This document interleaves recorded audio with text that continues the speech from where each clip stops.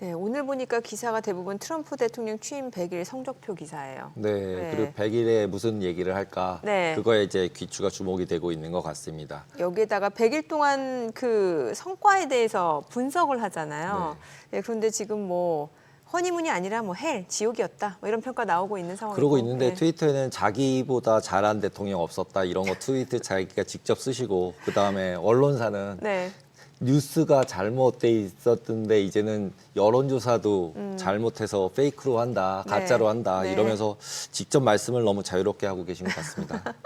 여기다 이제 베센트 재무장관은 이제 미중 간의 무역 그 관세 완화는 이제 중국학에 달려 있다라고 하니까 참 일단은 아직까지는 미중 간의 그런 무역 전쟁 지금 제대로 어떤 오고 가고 있는 거 확인되지는 않았습니다만 끝판은 본 것 같습니다. 예, 어느 정도 기조 자체는 그래도 네. 이전보다 훨씬 나아진 것 같고 또 이번 주 기업들 실적 발표 있잖아요. 그렇죠. 이번 네. 주에 이제 마이크로소프트 뭐 네. 이런 데서 이제 클라우드 얼마나 잘 썼냐, AI 계속해서 투자를 할 거냐 안 할 거냐 이 부분에 계속 초점을 맞출 것 같습니다. 네, 자 이번 주 챙겨봐야 될 이슈 또 소식들 많은 것 같습니다. 오늘 뉴욕 증시 상황에 대해서 좀 짚어보면서 전략까지 세워보겠습니다. 강관우 더 프리미어 대표 자리했습니다. 어서 오세요. 안녕하세요. 요즘 뉴욕 증시 보면 어떤 생각 드세요, 대표님은? 참 그 불안하지만 계속적으로 지금 끌어올리는 이런 장세였잖아요. 그래서 네. 좀 안도랠리 같은 이런 느낌이 좀 있다. 그러나 베어마켓에서는 아직도 벗어나지 못하고 있다 이런 생각을 하고 있어요. 그래서 어쨌든 최악의 국면은 지나갔지만 조금 조심스럽게 가고 있다. 그리고 이렇게 연성 데이터라고 그러잖아요. 우리가 주관적으로 판단하는 걸 네네. 봤을 때는 아주 뭐 어떻게 봐야 되나 이러는데 아직 그 하드 데이터들이 제대로 된 게 아직 안 나오고 있잖아요. 좀 있으면 이제 그렇죠. 경제 데이터나 이런 것들이 네. 나오는데 그거 보면은 조금 이제 근심이 다시 시장에 반영되지 않겠느냐. 그래서 장은 조금 올라왔습니다만 여기서 다시 뭐 전고점을 탈환하는 이런 장세보다는 조금 울퉁불퉁한 그런 걸 좀 지나갈 것 같다 이런 얘기예요. 지금 금방 그 사회자들께서 그 기업 실적 말씀하셨는데 실적들이 뭐 대체적으로 잘 나오고 있잖아요. 예, 근데 워낙 그동안 눈높이가 또 많이 나였잖아요. 그런 것도 있지만 어떤 데들은 이제 가이던스를 안 하는 회사들도 그렇죠, 나오기 맞아요. 시작했잖아요. 예. 그게 무슨 얘기냐면 앞으로 잘 모르겠다 이런 얘기예요. 개인이 가이던스 잘못했다가 나중에 또 실망 매물 또 화될 수도 있는 건데 어쨌든 월가에서는 지금 뭐 1분기까지는 잘 나왔는데 2분기부터는 조금 더 내려갈 수 있는 거 아니냐 이런 생각들을 하면서 계속 이제 어닝스 리비전도 밑으로 계속 할 수가 있고 또 목표 주가들도 또 손을 댈 수가 있어요. 그래서 지금 미국하고 중국하고 관세 둘러싸가지고 지금 옥신각신은 물밑에서는 하는 거는 같은데 오피셜로 밖으로 나온 거는 지금 하나도 없고 그래서 거기에 물음표가 큰 상황이기 때문에 여기서 한쪽으로 배팅을 세게 해가지고 간다? 그건 좀 무리가 있는 것 같고 최근에 연준에서도 저는 의미 있는 말을 하나 했다고 봐요. 주식 시장이 좀 살아나긴 했지만 미국 주식 시장이 싸다는 소리를 안 했잖아요. 뭐 싸지 않다 이런 느낌으로 얘기를 했잖아요. 그 얘기는 연준이 개입할 가능성이 생각보다는 좀 작다 이렇게 이걸 좀 염두하고 시장을 봐야지 뭐 페드 푸시나 이런 것들이 금방 나올 수 있다 이거는 아닌 것 같아요. 아까도 제가 초반에 말씀드릴 때 하드 데이터들이 그렇게 나오기 전에는 연준이 움직일 리가 없어요. 그 경제 데이터들이 좀 망가져야지 연준이 움직일 텐데 아직까지는 그런 데이터들이 안 나오고 근데 있잖아요. 아직까지는 관세가 반영이 안 돼 있는 그렇죠. 데이터들이고 이제 사재기한 데이터니까 네, 그렇죠. 이제 그게 확 나빠질까봐 다들 이제 걱정을 하고 있는 상황이죠. 근데도 주식 시장은 조금씩 올라왔잖아요. 그렇죠. 너무 많이 근데 올랐죠. 이제 그런 것 치고는 너무 네. 많이 많이 올라온 감이 있죠. 그래서 조금 지켜봐야 될 뭐 지금 타이밍상으로 그렇다. 그리고 이미 뭐 뭐 아주 지난번 같이 이렇게 비싸지는 않지만 싸지도 않은 그런 미국 시장이다. 그래서 저는 좀 조심스럽게 보는 게 맞다 이렇게 보고 있습니다. 네. 100일 되는 날 무슨 얘기를 할 것 같으세요? 뭐 자기 잘했다고 뭐 맨날 잘난 척하는 사람이잖아요. 네. 자기 플렉서블하다고 뭐. 네. 예? 근데 제가 볼 때는 지금 데이터를 보면은 뭐 취임하고 나가지고 지금 미국 주식시장이 어디 신문 기사에도 났던데 차트가 있으면 좋겠습니다만은 그게 보면은 성적이 제일 안 좋은 것 같아요. 최근에 취임한 대통령들 중에서 성적이 이렇게 좋지 않을 수가 화면에 없어요. 나오네요. 아 지금 화면에 나오나요? 트럼프가 8.7% 이렇게 취임하고 나서 떨어졌는데 100일. 딴 데들은 지금 다 괜찮잖아요. 바이든도 10.9%. 그 전에 뭐 트럼프 일기 때 뭐 5.3% 이렇게 올랐습니다만 이번에가 최악인 것 같아요. 근데 너무 자기 본인한테 좀 취해서 누구 얘기를 듣는지는 몰라도 참 이상한 얘기만 듣고 너무 주관이 점점 강해지고 있다. 이런 생각이에요. 좀 귀를 열고 세상을 좀 봐야 되는데 지금 우려되는 얘기는 조금 한 달만 지나면 이제 중국에서 수입 물량이 없으면 지금 가판 때 진열 때 성통 물건이 기업들에서. 없어질 수도 있다는 네. 얘기를 하잖아요. 코로나 때처럼 될 수 있다 이렇게 네. 이제 경고를 막 하고 있죠. 그러면은 네. 어떻게 되겠어요? 물가나 뭐 경제나 올라가죠. 이런 게. 네. 그 지금 난리 나기 직전인데도 아직도 뭐 지금 좀 낙관을 하면서 잘 되고 있다. 뭐 중국하고 잘 되고 있다. 자꾸 이렇게 얘기를 하는데 옛날에 일기 때 중국이 좀 당해봤잖아요. 네. 그러니까 중국이 이 수를 다 좀 보면서 알고 있는 것 같아요. 그래서 이번에는 안 당한다. 이런 생각이고 아니 생각을 해보세요. 미국에서 지금 팔리고 있는 물건 중에서 중국만큼 지금 싸게 만드는 나라가 어디 이렇게 많나요? 없죠. 몇 군데 없어요. 베트남이나 캄보디아나 스리랑카나 뭐 의류나 뭐 이런 것들만 좀 들어오고 전자제품 좀 들어오는 이런 정도지. 중국 제품을 예를 들어서 관세를 145%를 매기네, 245%를 매기네 해도 중국 제품이 아마 제일 쌀 거예요. 그런 정도의 가격 경쟁력이고 미국에는 공장이 없는데 이걸 어느 천년의 제조업을 중국을 갖다가 뭐 죽일 생각으로 그걸 공장 만들어서 어느 천년에 만들겠어요. 제가 볼 때는 너무 가도 너무 많이 갔다 이런 생각. 그래서 이제 베센트가 이제 빅딜 얘기하면서 이제 미국은 제조를 할게 너네는 소비를 키워라 이렇게 얘기를 하면서 그 빅딜을 이제 성사해야 된다. 이게 너도 좋고 나도 좋은 거다. 근데 그건 이제 자기들 생각인 거고 또 중국 생각은 또 다른 거잖아요. 니들 요번에 그랬어? 내가 한번 당했으면 너희들도 한번 당해봐. 뭐 그게 이런 이제 식으로. 물음표가 던져지는 건 그런 거죠. 이제 중국은 우리는 계속 힘들어도 살 수 있어. 네. 이렇게 얘기하는 게 네. 그게 이제 지금 말씀하신 딱 힘들어도 그 살 부분이 수도 없어요. 사실은 중국 인민들은 뭐 가만히 있나? 중국 인민들도 공장 지금 문 닫게 생겼고 선적해야 되는데 물건 그대로 있어 재고 막 그렇죠. 없애버릴 거면 그들 또한 근데 이제 힘들어요. 그 사람들은 힘들지만 저쪽은 아예 화장지가 없는 거잖아요. 네, 그렇죠. 이쪽은 그래도 그냥 네. 공장에 물건은 쌓여 있고. 네. 그러니까 결국은 베센트가 얘기한 게 이대로 계속 갈 수는 없어 우린. 그러니까 너랑 나랑 합의할 수밖에 없는 상황이야. 근데 그걸 이제 중국한테 던진 상황이잖아요 지금. 그 던지는 게 아니라 자기가 좀 이렇게 빌고서 이렇게 좀 들어오라고 하든지 뭐 전화를 먼저 하든지 뭘 해야 되는 상황인 건데 너무 고압적이잖아요 여전히. 그래서 제가 볼 때는 빠른 시간 안에 이게 되지 않으면 진짜로 하드 데이터들 우리가 이제 경제 지표로 나올 때 좀 안 좋게 나오는 국면이 있을 수도 있다 이런 생각을 하는 거죠. 어찌 보면 트럼프가 직접 중국하고 뭐 통화했다라고 하고 중국은 아니라고 하잖아요. 그게 사실은 중국한테 좀 빨리 연락 줘 이런 메시지일 수도 있겠네요. 충분히. 메시지를 지금 몇 번을 보냈잖아요. 트럼프가. 예. 한두 번이 아니잖아요. 네. 계속 뭐 공은 그쪽으로 넘어갔으니까 좀 네. 잘 좀 해줘. 네. 안 오잖아요. 근데 메아리가 없잖아요 지금. 없죠. 예, 전혀 없어요. 그래서 제가 볼 때는 요번에 조금 전략이 좀 틀렸다라는 거고 국내 여론도 지금 안 좋아지고 있잖아요. 지지율 미국에서? 자체. 지지율이 떨어지고 네, 있죠. 지지율이 네. 지금 막 떨어지고 있고 특정 뭐 예를 들어서 관세도 지금 잘못됐다고 하는 게 60%가 넘어가고 네. 있고 뭐 경제도 좀 안 좋아질 거라는 거고 물가 쪽에서도 지금 문제가 있다. 이런 것들이 각 분야를 봤을 때 다 60%를 초과하는 정도로 지금 안 좋게 보고 있어요. 걷다가 지지율 또한 30%에서 계속 이렇게 쪼그라들고 있으니까 지금 트럼프로서는 이게 입지가 지금 단단하지가 않은 거예요. 내년 당장에 이제 중간선거 다가오고 있는데 그런 면에서도 공화당 내부에서도 매일 가서 뭐 얘기를 하겠죠.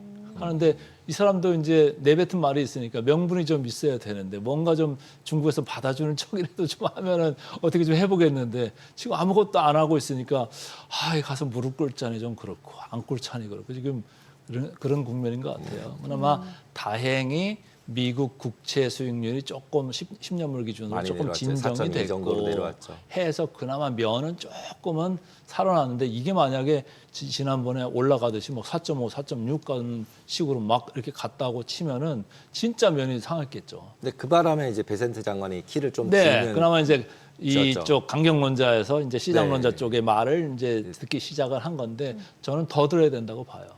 예, 말이 안 되는 지금 걸 계속 우격다짐으로 좀 밀고 온 건데 제가 볼 때는 시장을 이길 수는 없을 거다. 저는 그렇게 봐요. 그게 자본주의가 됐든 공산주의가 됐든 시장을 이길 수가 없습니다. 그래서 시장의 말에 시장의 메시지에 많이 귀를 기울여야 하겠다 이렇게 보고 있습니다.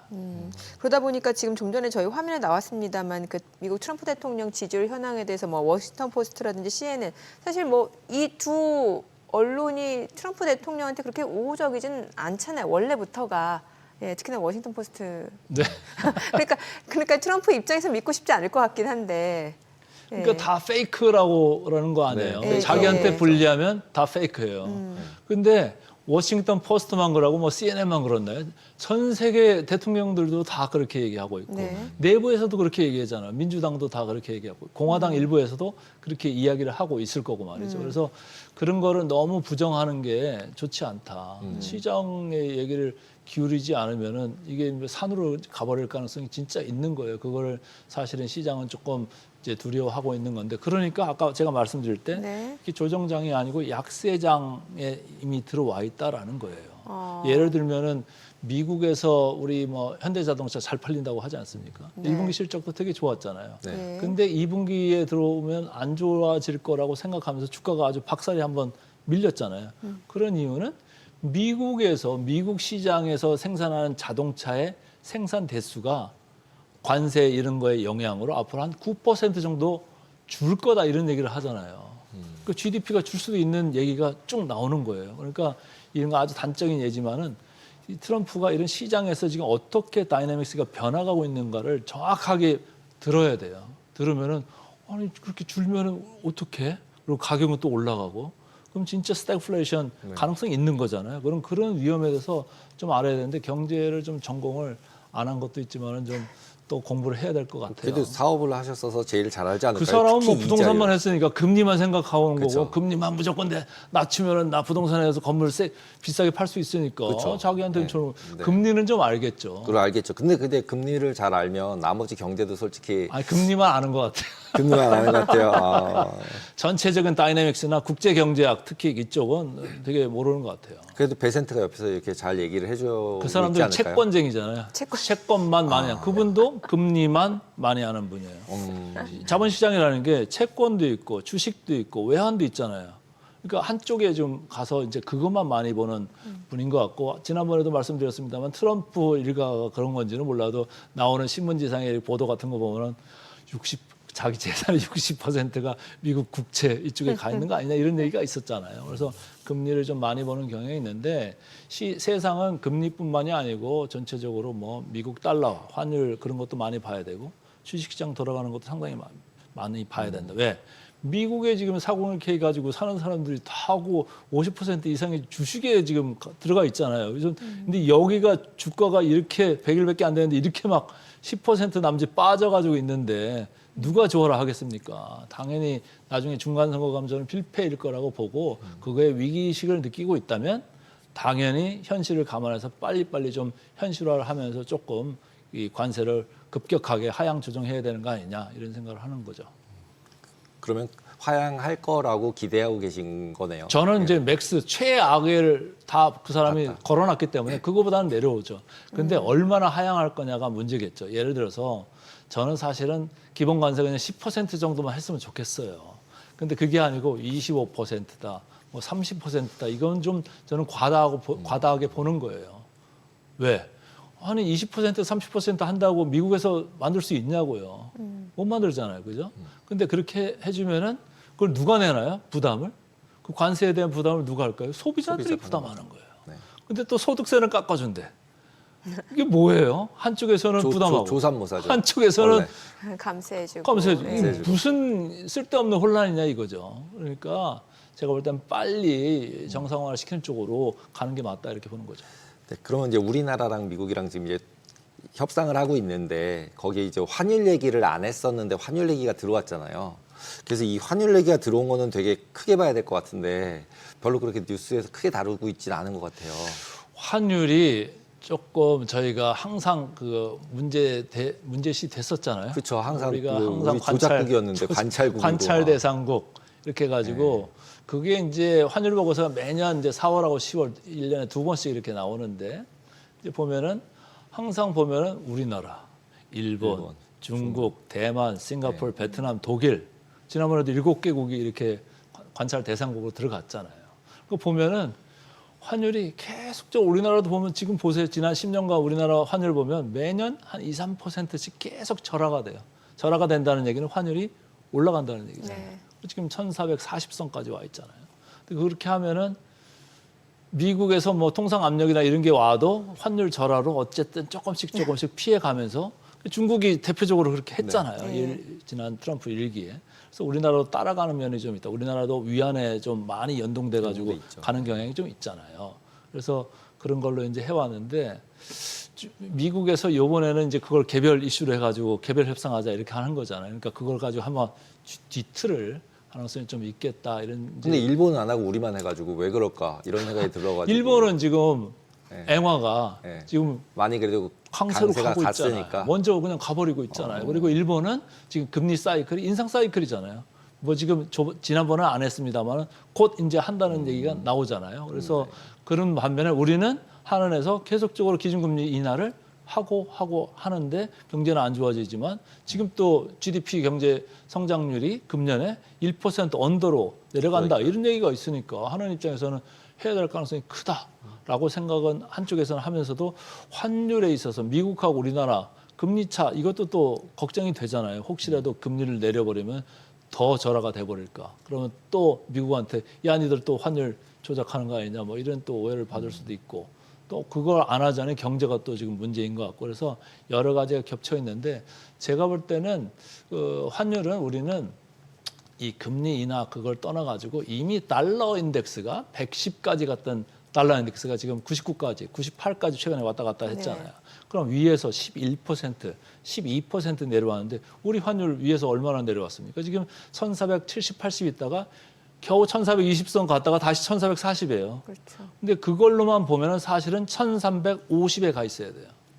그걸로만 보면. 근데 왜 안 내려가냐?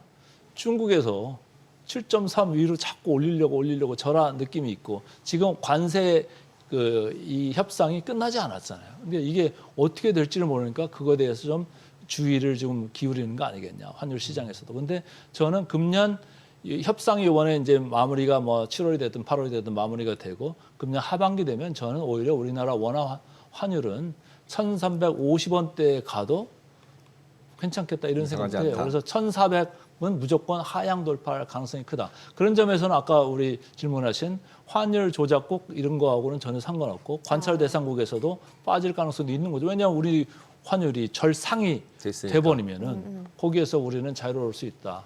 그렇다고 보면은 이제 관세 하나만 가지고도 얘기를 할 수 있다. 그래서 우리가 지금 가서 이제 협상을 한번 하고 왔고 뭐 어떻게 어떤 페이스로 협상이 갈 수 있을지는 모르겠습니다만은 좀 천천히 할 필요가 있겠다.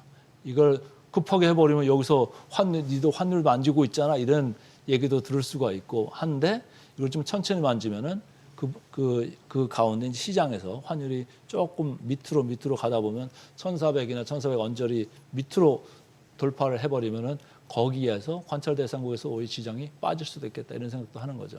네, 그 미 국채 여쭤볼게요. 뭐 이제 스캇베센트도 사실 10년물 국채 수익률 낮추려고 엄청 노력한 상황이었는데 최근에 보면은 왜 한참 국채 가격 떨어지고 수익률 올라갈 때 그 뭐 일본이나 중국에서 국채 판 거 아니냐라는 얘기도 있었고.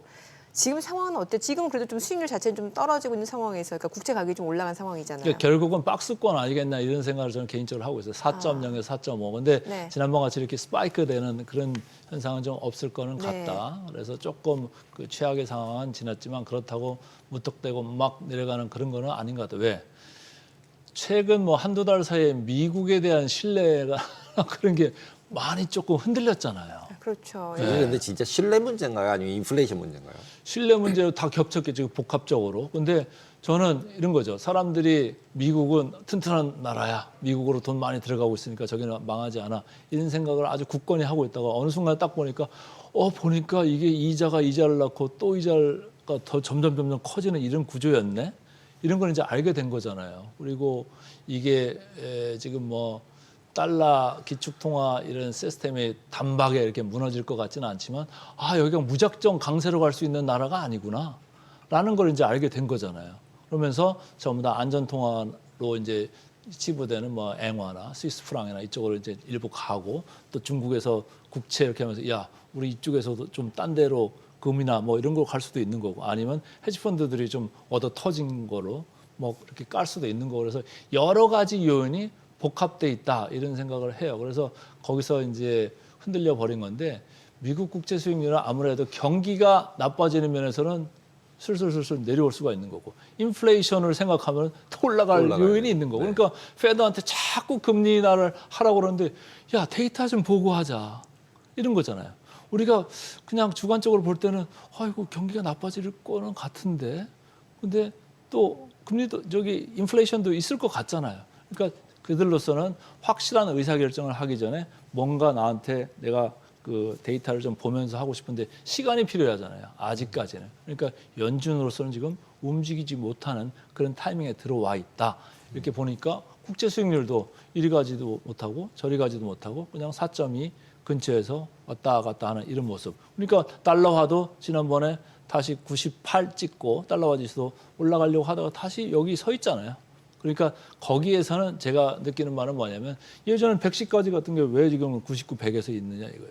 나는 신뢰 그 문제가 나는 상당히 깔려 있다 이렇게 보는 거예요. 그래서 과거같이 무작정 미국으로 쫓아가는 그런 거는 쉽지 않을 거다 이런 생각이고 페드 아까 제가 말씀드렸습니다마는 페드 미국 시장 비싸다는데 그 돈들이 전 세계 돈들이 미국으로 가던 그런 일방적인 사이클에서는 이제는 한두 발짝 더 뒤로 물러서는 그런 그림이 나올 수가 있다. 그런 면에서는 뭐 지금 미국 국제 수익률 여기서 크게 뭐 변동하는 그런 국면은 기대하기 힘들다. 4.0, 4.5 사이 왔다 갔다 할 거고 환율도 거기서 왔다 갔다 네, 할 거다. 당분간 그렇죠. 네, 그러면 다시 또 이제 주식으로 오면 또 AI가 나오잖아요. 네. 그러면 이제 AI에서 또 어저께 엔비디아가 AI 반도체 또 그 중국에서 만든다고 화웨이가 그러면서 결국 또 막 4%막 급락했다가 이러고 있는데 실제로 중국에서 이런 뭐 저희가 정확하게 알 수는 없지만 이렇게 인공지능 관련된 반도체를 해서 미국이랑 중국이랑 경쟁할 수 있는 상황까지 될 가능성이 얼마나 있을 것 같으세요?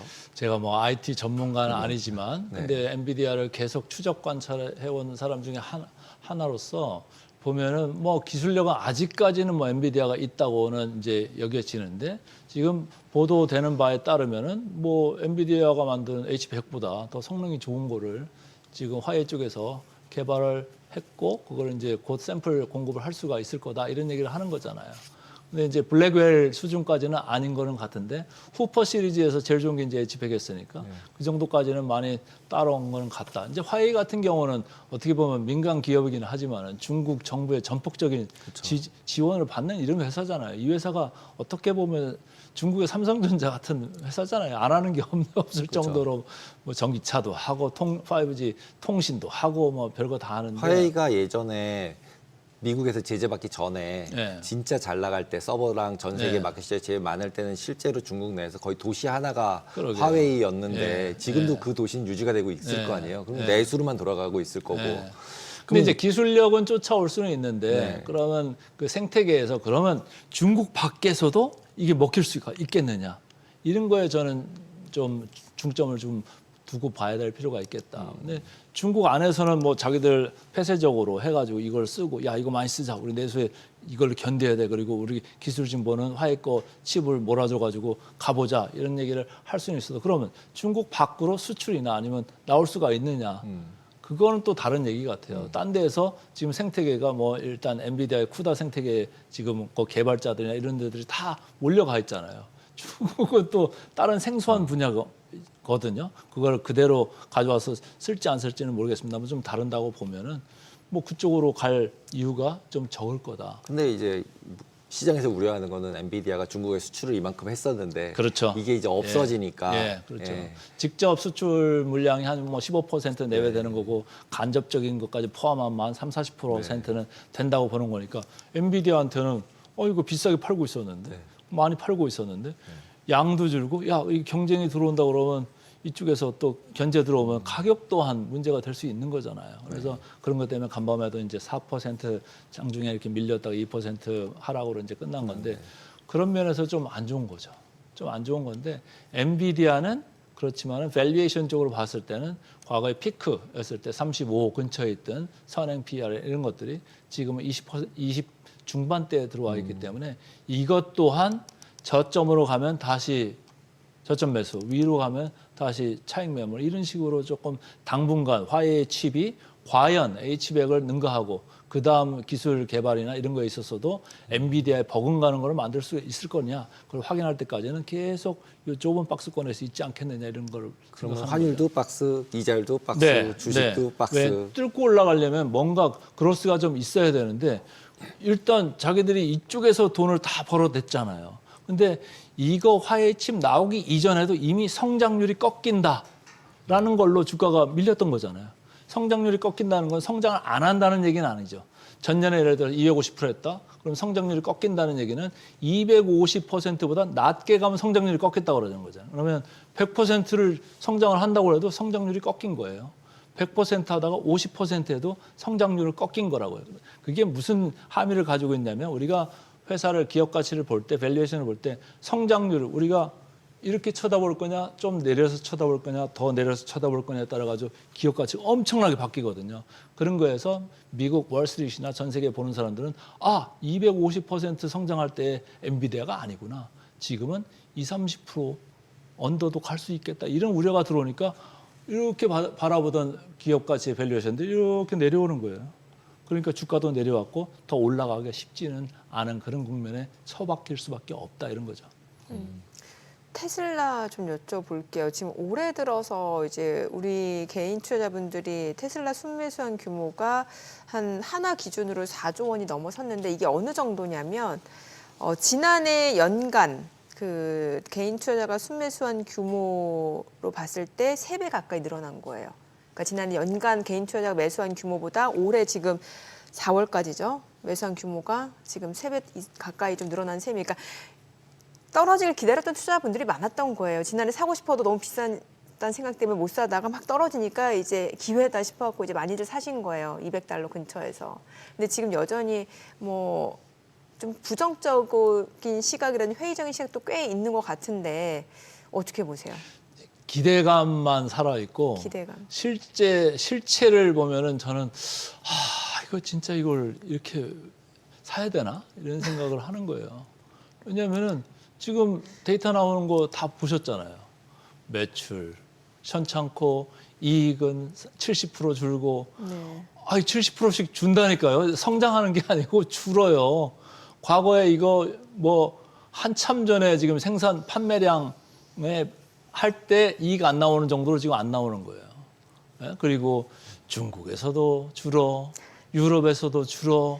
지금 기대감만 있는 거예요. 기대감은 제가 볼 때는 크게 두 가지 같은데 하나는 이제 도저히 거기 책임지고 있다가 이제 돌아오는 거 아니냐. 그렇죠. 그거에 대한 기대감이 좀 있는 거고. 근데 그럼 돌아와가지고 이 브랜드를 과연 옛날같이 비전을 막 심어주면서 잘 살릴 수가 있을 것이냐.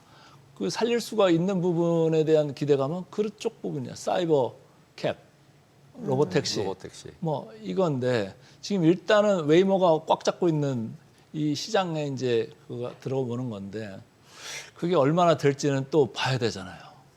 진짜 자율주행이 잘 될 건지 안 될 건지 그리고 과연 그렇게 많이 팔릴 수가 있을까? 그 페네트레이션 그러니까 시장 침투를 그렇게 빨리 할 수 있을까? 지금은 아주 초기 단계잖아요. 어떻게 보면은. 근데 거기서 그럼 과연 숫자로 이게 수익성이 확보가 될 것인가? 수익성이 이런 산업들에서 확보가 되려면 매스 프로덕션, 아주 크리티컬 매스까지 빨리 가야 되는 거예요. 상당한 판매량 수준까지 가야지 그다음부터 이익이 많이 나는 거잖아요.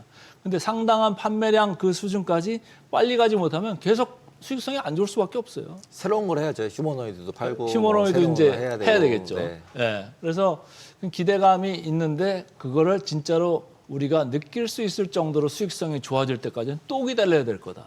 그러면 결국은 선행 PER로 보는 테슬라의 밸류에이션은 계속 100 근처에서 있을 거다. 근데 한쪽에서는 지금 안 좋다고 계속 까잖아요.